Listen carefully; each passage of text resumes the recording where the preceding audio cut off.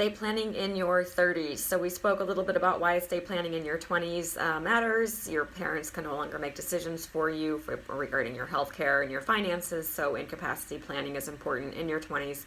In your 30s, it's also very important. You've also probably started to accumulate significant assets in your 30s, and you may have started a family, you may have gotten married. Even if you haven't done these things, estate planning in your 30s is important.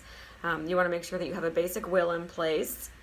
It's possible that you've got children that you're taking care of, you're responsible for. At a minimum, you have to have a will if you have children, because that's the document where you name guardians for your kids. You also want to be planning for incapacity.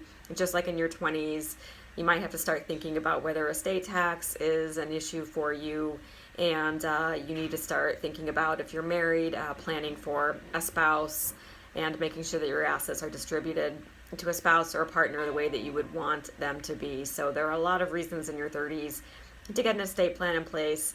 Doesn't really matter how many assets you have.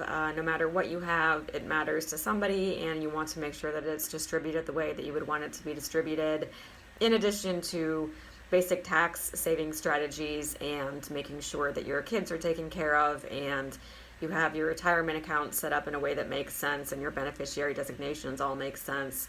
And just want to make sure that you have a plan in place that's covering all the bases now that you're starting to really develop fully into being an adult.